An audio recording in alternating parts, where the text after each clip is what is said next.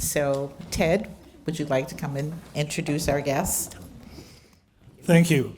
I'm Ted Berkedal, and I'm with the program committee, and I'd like to introduce our speaker for tonight. So it's my honor tonight to present the speaker, who is Chief Dan Adams of Orange, the city of Orange in Orange County. And he's going to talk about public safety in both the city of Orange and also Orange County and the state of California. His talk is called Public Safety in Orange County and California, Reality and Hearsay. Chief Adams' career with the city of Orange Police Department began in 1989. During his over 3-decade career, Chief Adams has worked with almost every assignment in the police department at all levels, from officer, corporal, sergeant, and lieutenant. He was instrumental in the proposal, purchasing, and implementation of the taser and body-worn camera programs. Chief Adams developed the department's peer support unit, creating the program, recruiting participation, and ensuring success. Prior to becoming the 35th police chief of the city of Orange, Chief Adams spent time commanding the Support Services Division, the Field Services Division. He was responsible for patrol and traffic operations, SWAT, communications, homeless engagement, the bike team, the K-9s, and he also managed jail operations. As the Support Services Division Commander, he was responsible for managing $70 million in budget, crime prevention, emergency management, personnel and training, and hiring all the police employees. Chief Adams was appointed as Chief of Police in March of 2021 and leads over 300 employees. He is one of only 3 Orange police officers or chiefs to have spent his entire career with the city of Orange. Chief Adams has a bachelor's degree in criminal justice management. He's a proud graduate of the Sherman Block Supervisory Leadership Institute and the California Post Management and Executive Development Programs.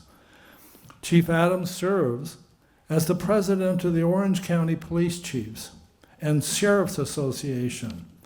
He's on the board of directors of the California Police Chiefs Association, and he's a member of the Law and Legislative Committee. Chief Adams also serves on the board of directors for the NHL Anaheim Ducks Rinks Foundation. So he's a busy man. Chief Adams and his wife Leslie have 2 grown sons, a beautiful daughter-in-law, and a grandson, Huck. He's an avid golfer, and he and Leslie enjoy vacationing and relaxing where it's very quiet. Thank you. I'd like to introduce Chief Adams at this point. Boy, what a resume I have. It's pretty crazy. It sounds like I'm extremely important, and I do a lot of things. And I just realized that I actually have in my career done a lot of things, and I'm very fortunate to have had the opportunities at the City of Orange. I'm very fortunate to have been allotted a lot of great people to work with and work for and learn from, and then for me to be able to develop them and make them into the future leaders of the police department. So, Ted, I do want to thank you for inviting me here tonight. I'm just going to speak a little bit about the City of Orange, and then I'm going to talk a little bit more large scale. For those of you that don't know, the Orange is 26 square miles. There's about 140,000 people that live there. There's 1,150 streets, and there's 170 cops. So when I get complaints every 4th of July about why weren't you on our street patrolling for those fireworks that went off, I said there was 10 cops working that day, and there was 1,150 streets. So you do the percentage on if I can stop the fireworks. So I always like to tell people how many streets there are in the city, just because it helps me to help people understand that we would love to have a cop on every corner. We'd love to have a cop on every street. That would be my goal. We would call them, I like, is this called the villages? Laguna Woods Village? I would love to have villages in the city of Orange where we could have cops in every village. And then everybody could be better protected. But we're also one of the only cities in Orange County that's not landlocked. We're, the Irvine Company has property in East Orange, and we're about to build 1,000 new homes in Orange. So the police department's only going to get bigger.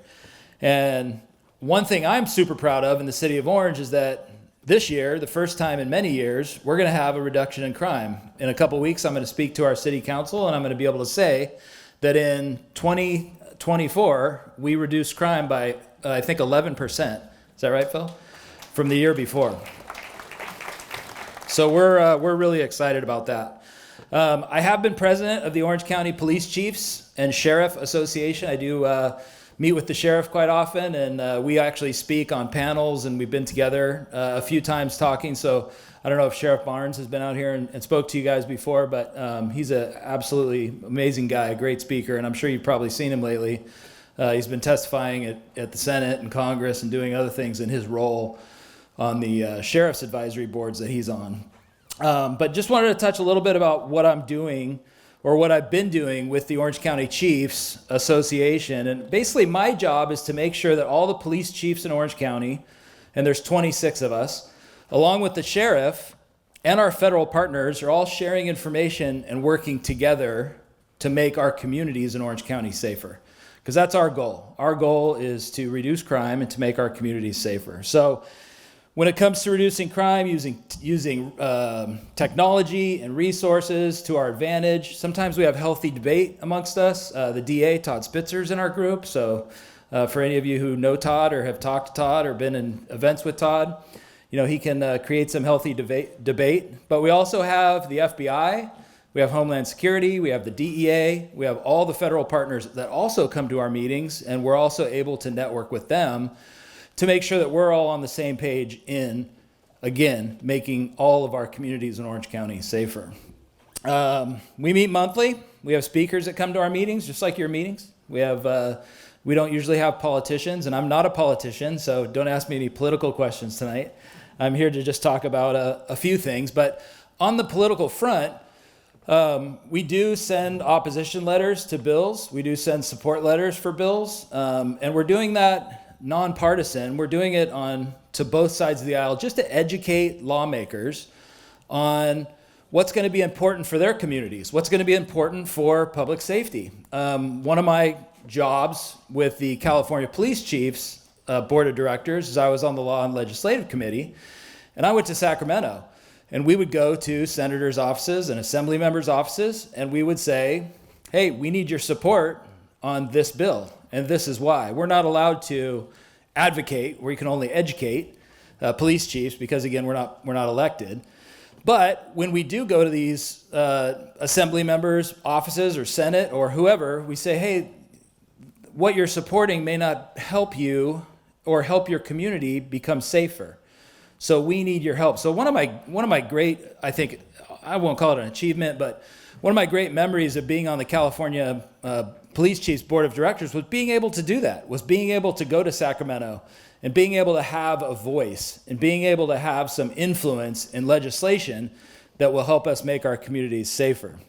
I was also part of a PAC. We started a PAC, California Police Chiefs. I think we're probably almost close to $1 million that we've raised.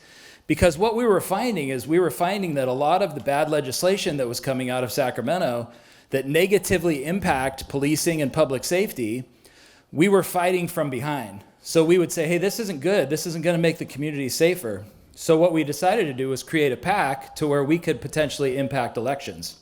So we would be able to say, hey, if you're not going to be in line with your police departments, your public safety folks, then this could be a problem for you. And I don't know how that's going to pan out because it's relatively new. And I'm about to tell all of you that I'm retiring, but keep it between us, even though I heard this is on TV. So on that note, I am actually retiring. I'm retiring next month. So Ted asked me to do this. I think in May, we started talking about this night. So when my wife and I decided that it was time to retire, because she's the one that said, I think it's time to retire. 35 years is a lot. I said, okay, well, let me make it to the Democratic Club of Laguna Woods. And she said, that's what you want your last speech to be, the Democratic Club of Laguna Woods? And I said, well, Ted, so Kirsten, I don't know if any of you know, Ted's daughter, Kirsten, who's sitting right here, is one of our senior city attorneys. So she's actually one of my lawyers. And it's her dad who asked, so I said, I will definitely come and speak to your group. And I said, I will try to be done by 8:30. I am a talker, and when I get going, this is why I bring my buddy Phil here, because he's the guy that takes the microphone away from me. But I will get us out of here. I just really wanted to touch on three things. I know homelessness doesn't really affect you guys in here. We met the nice security guy at the gate when we came in, had a little talk with him. But I don't really know how these areas work out here, or how I know it's very secure, or it looks very secure. But I just want to touch on three things. I wanted to touch on homelessness. I wanted to talk about Prop 36 very quickly. I don't know if any of you know what that is. And then I wanted to just touch very, very briefly on all the immigration stuff that's going on. And just tell you, again, not political, not going to talk about what's going on the political side. I'm going to tell you what we're doing in Orange County. And just give everybody kind of a understanding of how nothing's changing and how we're dealing with that, because we're not the federal immigration police. We enforce state and local laws fairly for everybody. So very quickly, on homelessness, I know what Ted said, he's like reality versus hearsay. I'll give you reality. We will never end homelessness. Unfortunately, it's not going to happen. Anyone who says that we can end homelessness it's a pipe dream. And the problem is, there's people out there that want to be homeless. You guys have probably seen them. You've probably, when you're out and about and you're going to the store or going to a restaurant or something and you see homeless people, maybe sometimes you see the same homeless people over and over. Those are the people that just like being homeless, because sometimes it's easy to be homeless. It's an easy lifestyle. There's no rules. There's no taxes. You don't have to pay anybody anything. And a lot of times, people like us will give them things. So why would people want to get into a shelter or get into some sort of a living facility that can help them become better citizens when it's easy to just be homeless? So we offer resources. This is Orange County. This isn't just Orange. In Orange alone, we have 8 people full-time that just deal with homeless related issues, because we don't have the biggest problem in Orange County, but what we do have is we have a community and a city council who wants me to end homelessness. And even though I keep saying I don't think it's going to happen, and I say it over and over and over, we're going to work as hard as we can to help people get out of homelessness, people that want to get out of homelessness, because we want people to be productive citizens, and we want people to get off the street. And I hate seeing people live on the street, but it's a fact of life. And last year we contacted people, I'll say people, over 5,000 times. We didn't contact 5,000 homeless people in the city of Orange. We contacted homeless people 5,000 times. And of those contacts, only 200 of them accepted shelter or resources from us. And we offer everything. We will offer, if we can connect you with wherever you're from and you want to go home, we can fly you there. Like, we have those resources. If you have families, like we had a family, this is a quick story. This is where I get off on tangent, sorry. We had a family once that came out here.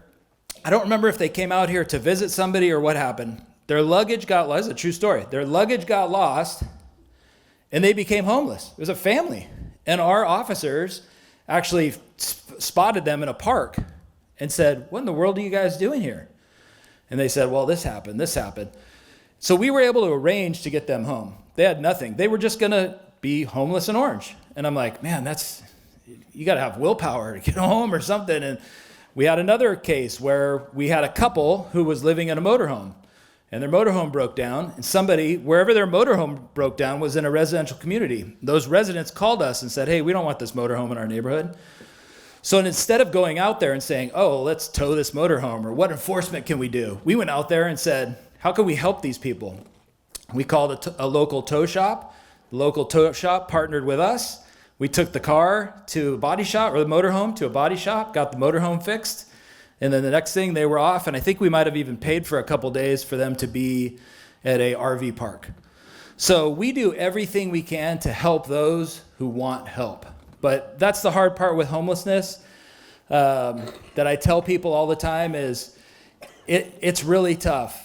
It's really tough to end it. It doesn't really matter how hard we try. There's always going to be people that want to be homeless. We also have a lot of mentally ill homeless people that don't want resources as well. And it's very tough for us. I don't know if you guys remember, but we didn't have this big a homeless problem back in the 70s, 60s, 70s. In the 80s, President Reagan actually closed all the mental lockdown facilities as the governor. So what happened was we had people that actually needed to be in those facilities for their own safety and for them to try to get rehabilitated. And it was President Reagan who was governor, sorry. No, I think he was president. He was governor? Okay, you guys are right. You would know. So, that was tough for us back in those times because in order for, the state and communities to address those issues, we really couldn't because they could no longer be in those facilities. Before those were closed, the folks that were extremely, I don't know what you call it, confused, had major mental issues.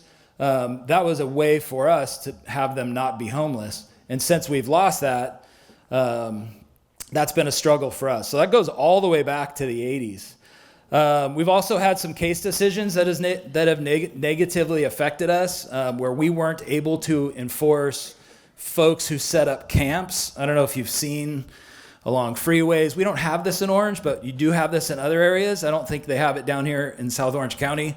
But like Anaheim, Fullerton, Santa Ana, there's little tent cities, kind of like you've seen in LA, Skid Row, tent cities. We had a court case a long time ago in 2014 that said we couldn't do anything with those folks. 2018, there was another court case, and then finally in 2024 that got overturned by the U.S. Court of Appeal or U.S. Supreme Court, to where now we can enforce those campsites a little greater. You've probably read a little bit about that in the news because it's been happening all over California. There's some cities that are saying they're sanctuary cities. They're not going to touch that stuff. There's other cities who say they're going to take down these tent cities and arrest all these people. Not something, again, we want to do in Orange. If we do see somebody who's living in a tent, we ask them, hey, where can we help you go? What resources can we offer you? And if they adamantly refuse, now we can arrest those people. We don't want to arrest anybody, but what we're trying to do is we're trying to partner with the sheriff so that when we do arrest people, he can get them resources inside of the jail. So there's resources because the jail is a county facility. And what do they have in a county jail? They have county mental health. So we're trying to work together so that if we do have to arrest people, we can still get them help and we're not trying to send homeless people to prison. We're trying to help homeless people develop into better citizens. Because all of our goals in homelessness is to try to get people to be productive members of our communities. And the good thing this last year is Governor Newsom's actually agreed with us and has said, you guys are right. If you guys need the tools, we'll help you. So that's one thing that it's definitely beneficial when you have the support from the leaders of the state. And we're hoping to continue to make an impact in homelessness. But I know that's not an issue here, but it's one of the biggest issues we in law enforcement deal with. So I just wanted to address it since I'm talking about Orange County and California, and it's certainly a big issue in California. And I can't say I speak for every chief in Orange County or California on that, but being the leader of the Orange County Chiefs and being involved in that association, I know we're all working as hard as we can to try to get homeless folks off the street so that they either don't get victimized or they're not committing crimes. Okay? Second thing I wanted to talk about, Prop 36. And that's another reality or hearsay. Reality is every police chief's goal is to reduce crime. So if you ever meet a police chief and you say, hey, chief, what's your number one goal? If it's not to reduce crime, I don't know, they picked the wrong guy or girl. Because our job is to reduce crime in our communities. I don't know if you guys remember Prop 47 in 2014, which the authors of that bill still blame the voters. They blame all of us because they say, this is your fault. And basically what it was is they titled it the Safe Schools Act. So in order to give more money to the schools and education facilities, they wanted to reduce the amount of people that went to jails and prisons so they could cut those costs and give them to schools. So it was called the Safe Schools Act, but there was probably a little tiny font size 7 at the bottom that said, and let everybody out of jail.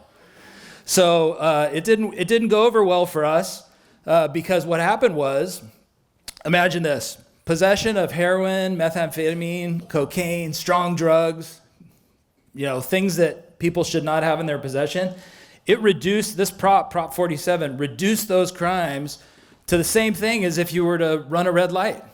We would give people tickets for possession of cocaine, which when I started in my career 35 years ago, you went to jail for like a year straight. If we found somebody in cocaine, we were like, yeah, we got one. And you went to prison. So what this did in 2014, it reduced those sentences because for whatever reason, the author of this bill wanted to keep people out of jail, close prisons, and put that money somewhere else, which I understand the trying to do that, but man, doing that to affect our communities by reducing sentences and by making felonies, misdemeanors, making serious crimes less punishable or less important was just a really bad decision. So basically, we've been dealing with that for so many years, and I know in the same breath, some of those folks were talking about restorative justice. Hey, let's try restorative justice. Well, we've found that restorative justice really doesn't work very well. Restorative justice is, can I just apologize? There's obviously other things that are part of that, but we didn't have issues before Prop 47 went in because people went to jail. So that prop changed low-level offenses from high-level offenses to low-level offenses. And that really hurt us. And that let a lot of people out of jail, and crime went up all over the state. So crime went up in every community. It definitely went up in ours. We had an increase in crime because we couldn't put people in jail. So thankfully, I think the public and all of you probably voted for Prop 36, which was just this last election, right? And that's going to help us hold criminals more accountable now. So it's increasing those penalties and sentences for drug offenses. It's also going to increase penalties and sentences for people who you see do what they call smash and grab robberies. You've seen all those on TV on the at the malls, where a group of people will go into a store and steal as much stuff as they can. Well, why were they doing that? They were doing that because they knew, like my example before about the cocaine, they were going to get a ticket and get released. So by the passage of this new bill, now everything goes back kind of to the way it was before, and including these retail thefts, to where if somebody commits one of these retail thefts now, or a group of these people, they can get very, very strong sentences. And our sheriff here in Orange County has also agreed to hold those people. So instead of getting a citation and being released and not being afraid, because what happens, if you're not held accountable for your actions, you just keep doing it if you're a criminal, because that's the lifestyle they know. So I think through arrest, we are able to make our communities safer by Prop 36. So when people know that they're going to be held accountable for their actions, there's a good chance we can maybe change their behavior and hope that they don't continue that behavior when they get out of jail. But that's what we've seen, and the consequences of people's actions, we need to hold them accountable. So that's what Prop 36 does for us. We'll hopefully be able to get better sentences for people who actually commit crimes who do need to be in jail, because people need to be accountable, and that's going to make all of our communities safer. And we're happy that that one got through. So that's Prop 36. I'm talking fast because I know there's going to be a lot of questions. Immigration. Let's talk about immigration very quickly. Since 2018, there's a Senate bill. It's called Senate Bill 54, where if you've paid attention or been paying attention to the California side of this immigration stuff that's going on, it prevents local law enforcement and the sheriff's department to cooperate with ICE. So this has been going on a long time. So when people say, we just had it the other day, oh, ICE is in Orange. What's Orange PD doing with ICE? Well, it was a bad rumor. Social media, don't get me started on social media. Not a big fan. So this Senate bill, it prohibits state and local resources to arrest, detain, or question people solely for immigration status or immigration enforcement at all. It prohibits local law enforcement from asking about immigration status or sharing information with ICE. So we don't ask anybody their immigration status. And I can speak for everybody in Orange County, for all the Orange County police departments and the sheriff's department. Well, take it back. I don't want to ever speak for Don Barnes, but I know his stance because I actually used a part of his quote in one of my quotes that I had to give out about what we were doing regarding this whole immigration and the threats of deportation. No city in Orange County, we don't do anything different. We enforce state and local laws, not immigration laws. We enforce state and local laws equally and fairly to everybody. We're not the immigration police. We're not federal, so we don't deal with anything that has to do with deporting people, or we don't even ask people who call us. We're not allowed to, and we wouldn't anyway. We don't even ask people that call us, hey, what's your immigration status? It doesn't matter to us. We want people to call the police. We don't want anybody to be scared of us. So I think we all agree that, sure, if there's violent criminals that have been convicted and are in prison serving sentences, when they get out of jail, should they be deported back to their home country, wherever that is?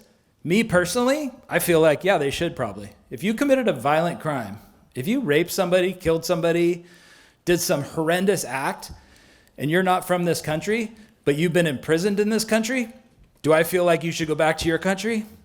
I do, personally. That's just my own personal opinion. I can say it because I'm retiring next month. If I was 47, I probably wouldn't be able to say that. So I can speak for me and the City of Orange, Police Chief, City of Orange, our city manager, other police chiefs. We don't want to see anybody deported that's not a convicted violent criminal who should live in their home country when they get out of jail or out of prison. So I just wanted to make that clear. And I know the chiefs in Orange County all have the same stance. We've all been asked about it. So I just wanted to cover that. Lastly, I wanted to just touch on crime prevention very quickly. Because I know it said it on one of the flyers Ted sent me, I was going to talk a little bit about crime prevention. So I just wanted to touch on it. And I actually brought Lieutenant McMullen, who came with me tonight. He's the leader of our Community Engagement Bureau.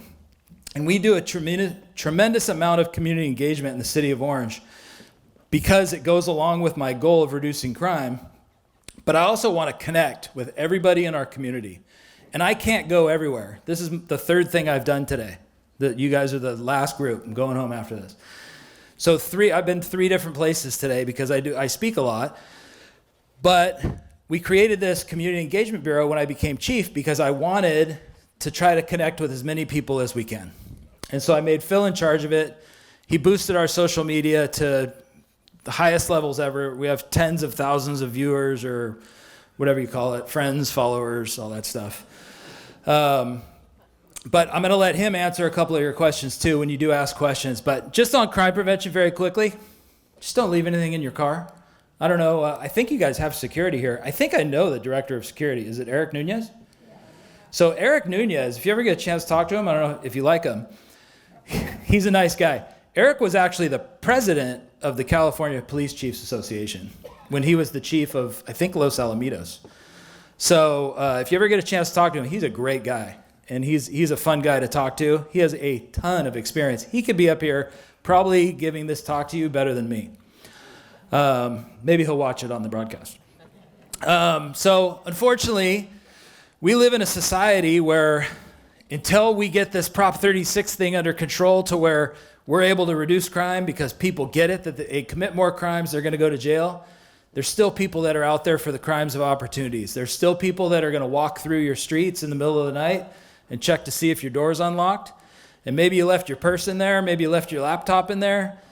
Maybe you left something else in there. And they're going to take it. So what I encourage people on crime prevention, don't leave anything in your car. Be very vigilant at your houses with your lights on. Leave a light on at night if you can. Many of you maybe have Ring doorbells. Pay attention. Look out for your neighbors. Super important. There's still people, and I don't know what the crime outlook is in your village, in your community, but I do want to say it's still important to be vigilant all the time and to be looking out. And always call, whether it's security or the police or whoever you call first, always call. You know, we say, see something, say something. And that's so important in crime prevention because we get a lot of calls the next day who say, oh, I did see something that I thought was suspicious. And I was going to call, but I wasn't sure. Like us in the city of Orange, I want you to call anytime. You can call us, text us, email us, whatever. Phil connects with people directly on social media. Like, we want to know if you see something suspicious because you never know when it might be a real bad guy or bad girl that we need to get off the street. So it's very possible that your suspicious person might be a criminal that we need to take an issue with. Something super important that's happening right now all over the state, be very vigilant when opening texts and emails. There's a lot of fraud going on right now where you're getting a text or an email that says you owe some money. Or whatever it is, they just want you to push that link. And if it looks suspicious, and I got one recently from AT&T, said AT&T, I didn't click it, but it said I owed some money to AT&T, and I have AT&T. So, of course, my instinct was, wait, what the heck? How do I have a bill from AT&T? I'm going to check this out. Well, I didn't. I deleted it, and then I called AT&T, and they said, no, you don't know anything. That was obviously a scam. But who knows what would have happened had I clicked that, right? I could have lost my identity. Not lost my identity could have been stolen. So be super cautious on that with texts. Please, I encourage everybody, every chance I get, texts and emails, be very careful about what you open. We've actually had people who will answer a phone call who somebody says, hey, somebody's in trouble. They said they needed money. If you go to Vaughn's at this address and get out $300, somebody will get there to help you or whatever. There's a lot of stories like that sound really crazy, but believe it or not, people become victim to that because they think it's real. Because some of these cases are, they make it sound personal. So be very careful about that. I tell people nowadays, I know it's kind of sad to have to do this, but I say don't answer phone calls that you don't recognize the number. If you don't know the number of the person who's calling you, I would let it go to voicemail. And if they really need you, they'll leave a message. And even then, I would be cautious on who I call back.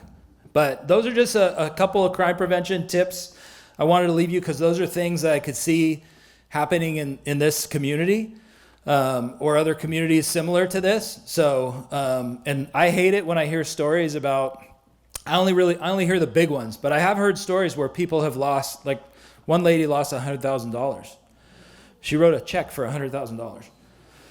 And so some of those I feel, she was an older lady who thought it was real and wrote a check and sent it to the address, and she got, defrauded, and it was horrible. And those are just sad stories that you never want to hear happen. So be very, very careful out there. So I'm going to get ready for questions. We have 20 minutes left. But what I want to say as I leave you guys, and I know I spoke quickly. I know I didn't talk in depth about a lot of things. I know I mentioned social media. Social media can be deadly out there. There's so much negativity on social media. And every year when I was a chief, I would have a motto. And my favorite one was, live in the year of positivity. And I left people with this at every event I spoke at, and I would always say, live in a year of positivity. Do everything you can to be positive in everything that you do. And I said, because social media and the things outside, sometimes the political stuff, right? Sometimes some of the things that you guys see going on that you don't like, can breed more negativity out of you. And just remember the good positive things about life and the good positive things that are happening in your life, and always let that be stronger than the negative stuff that you see on TV or you see on social media. It's too easy. Sometimes people talk about me on social media, and sometimes my wife will be like, hey, I'm going to respond to that. And I say, no, don't even look at it. Like, why respond to it? Because there's Facebook groups, there's other groups where, how come my car got a ticket for street sweeping? I think the chief wants the money. Or, silly. I mean, it's like silly stuff. But it's things that bother her. And I say, you know what? Don't let that stuff bother you. I mean, there's some stuff, there's only so many things you can control. And I tell people this a lot, and I know I'm speaking to people who have way more life experience than I do. But I tell people that work for me, worry about things you can control. There's other things you can be concerned about, but don't let it take over your life. Don't let it take over your life. Stay positive in everything that you do. And don't let the negative stuff that's going on in social media just make you so mad that you're mad all the time. Because we have people that work for us, they're mad all the time. And I always ask them, why are you so mad? You got a great job. You're very fortunate. Your retirement is you're very lucky to have the retirement system that we're in. You get to go on nice vacations, and why be mad all the time? Be positive. So I'll leave you guys with that. And I wish I could have gone into way more detail on some of these things, but I knew I had a time limit, and I just wanted to make sure I got by tonight. Thank you, Chief Adams. That was wonderful. Thanks so much. Thank you so much for coming. See you next time.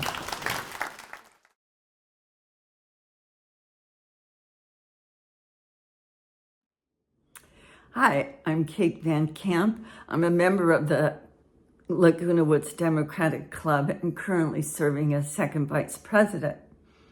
I wanted to make just a few quick remarks related to this video because I was very upset about it, particularly the comments made about how the chief thinks that homeless people feel about what they're experiencing, and his observation that it's easy, quote unquote, to be homeless.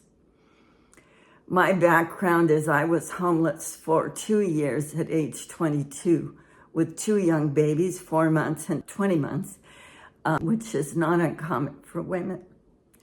Later, I was treasurer for 9 years of a very large homeless shelter in Phoenix, Arizona with 400 beds and a family facility and a motel.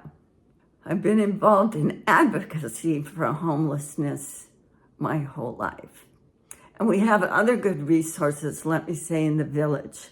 Concerned Citizens is having a talk March 4th, which will probably be before you're seeing this video.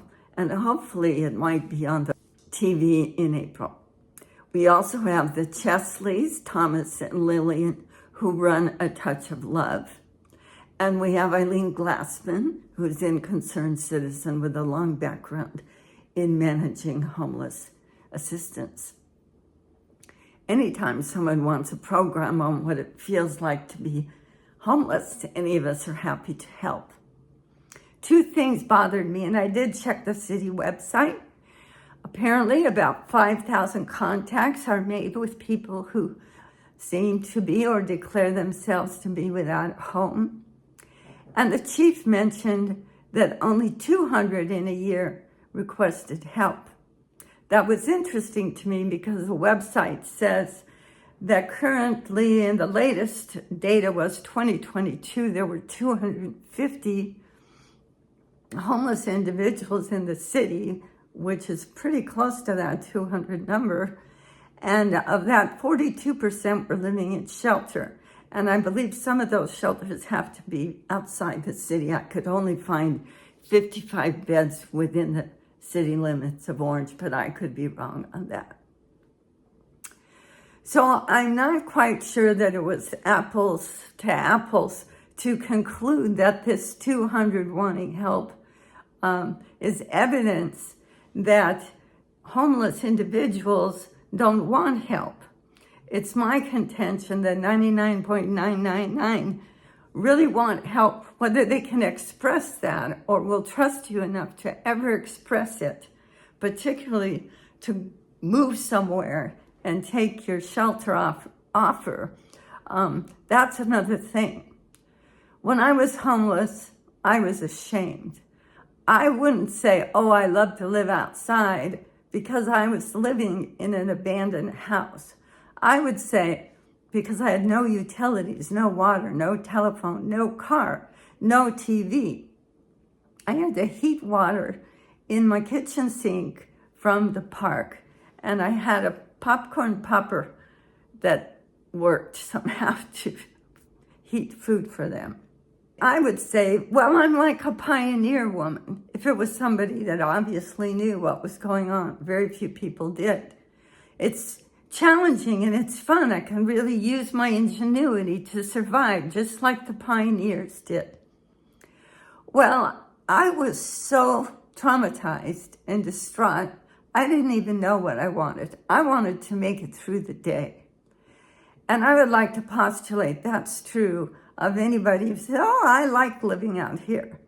They could be mentally ill. They could be just mentally challenged in a whole host of different ways. More than likely, they are physically challenged, and if they weren't before, they are now if they're living outside. They're ashamed. I was very ashamed, even though none of it was really my fault except marrying the wrong guy.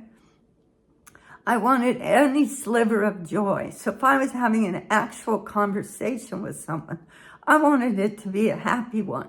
I didn't want us both crying about my situation.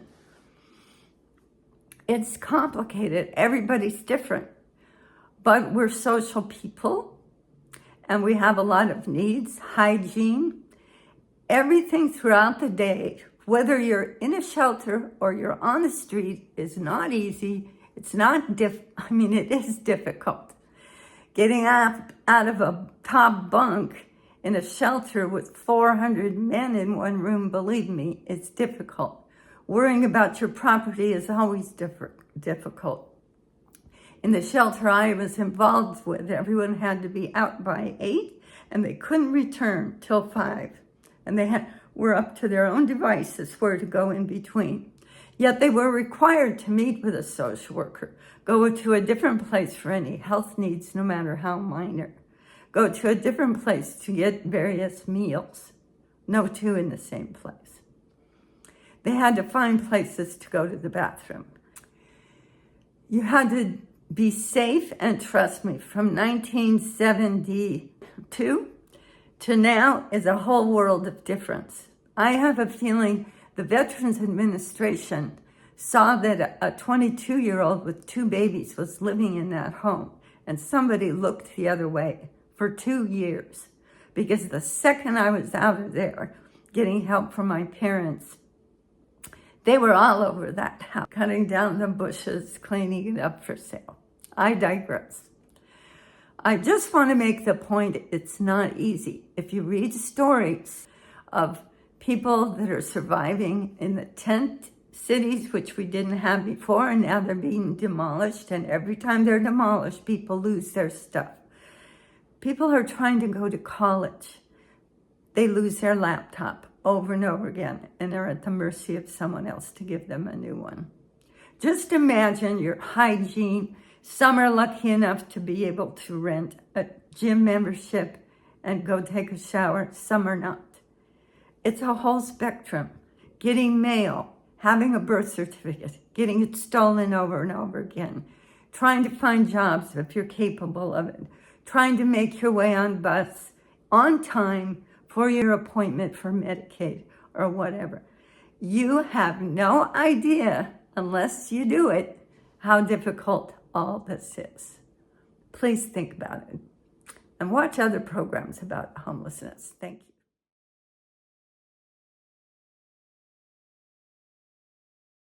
Chair now recognizes Ms. Stansberry from New Mexico.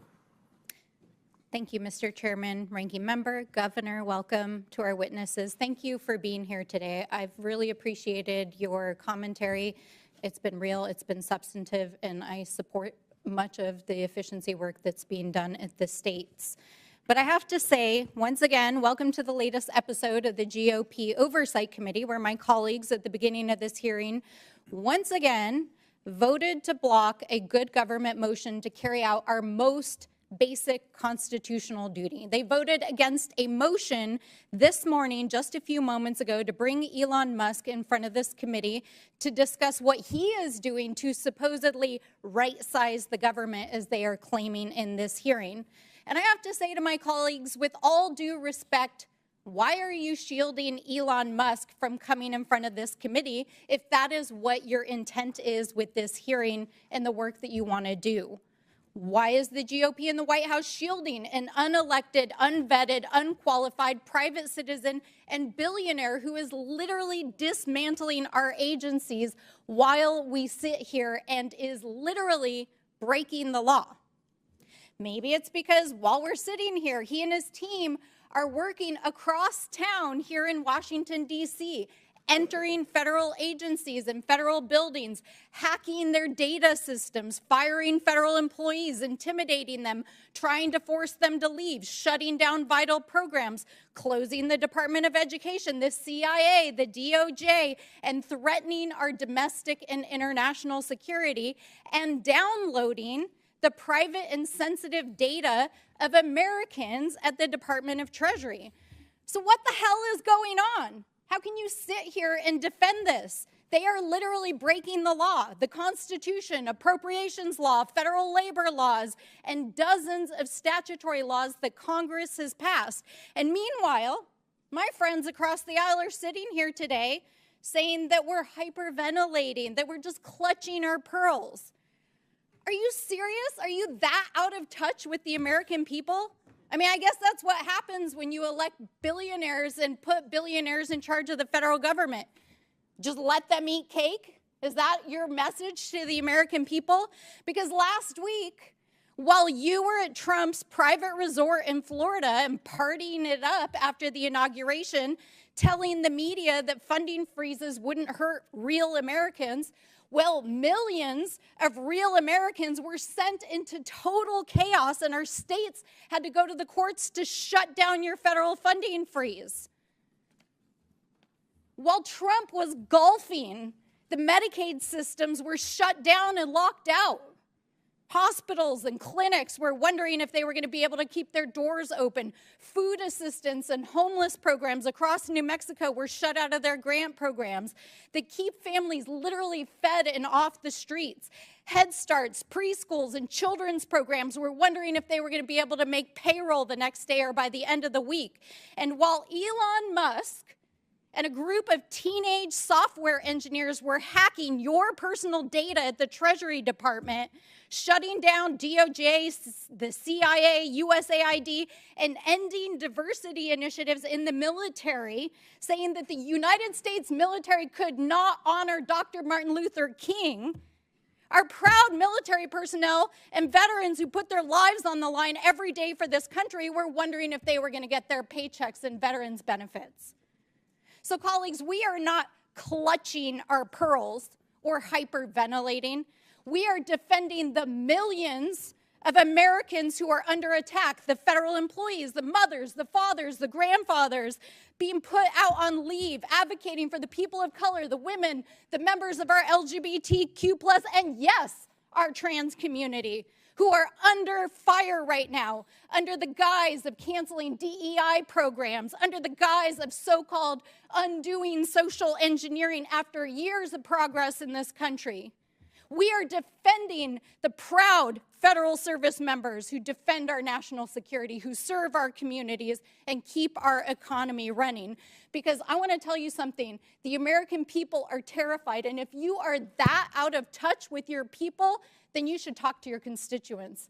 We had a town hall 2 days ago, and 12,000 New Mexicans got on our call because the people are terrified in this country, and that is why we are fighting back. That is why we are trying to bring Elon Musk to this committee, and that is why we are fighting against this agenda. And with that, I yield back.